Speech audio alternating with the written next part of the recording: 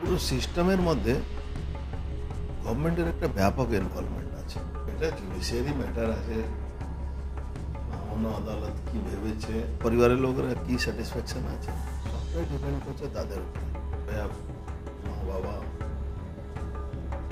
কতটা খুশি। কুণাল ঘোষ একটা নাক কান কাটার লোক, তার লাজ নেই, লজ্জা নেই।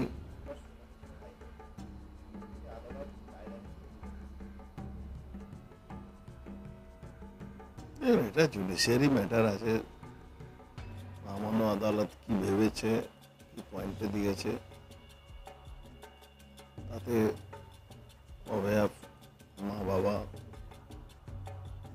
কতটা খুশি, সবটাই ডিপেন্ড করছে জুডিশিয়ারি সিস্টেম। জুডিশিয়ারিকে আমরা সবাই ভরসা করি। এবার মাঝে মাঝে পশ্চিমবাংলা যে নিচে লেভেল যে আছে ওর উপরে একটা সরকারের প্রভাব পড়ে যাচ্ছে। যখন মানুষের একটা বিশ্বাস এখন রয়ে গেছে, হাইকোর্টে গেলে আমি একটু সুরাহা পাবো আর কুইক পাবো।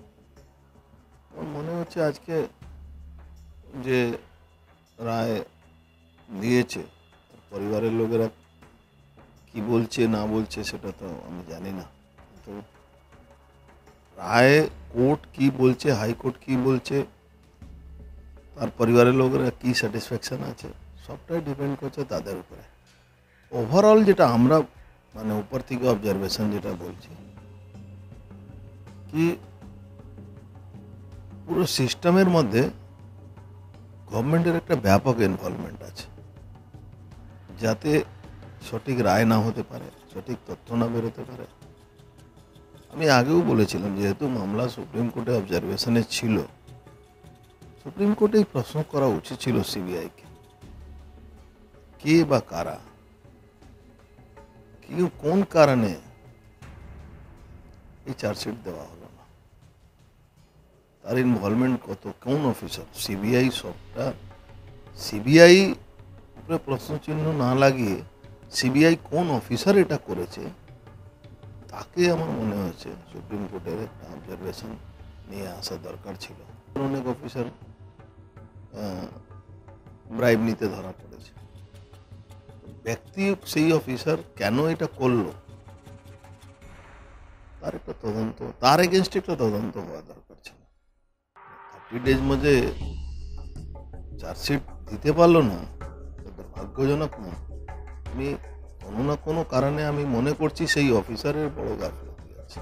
কুণাল ঘোষ একটা নাক কান কাটার লোক, তার লাজ নেই, লজ্জা নেই, এটা কি বলা যেতে পারে। ওই ধরনের লোক যে প্রথম দিন থেকে যদি রাজনৈতিক জীবনে ওর বয়ানগুলো শুনবেন, একটা নিজের যে কথাবার্তা, নিজের যে কথা বলে বয়ান দেয়, কত মিনিট, কত সেকেন্ড, কত ঘন্টা ওর উপরে স্ট্যান্ড, ও নিজেকে কিভাবে প্রজেক্ট করতে চাইছে এটা একটা বড় প্রশ্ন।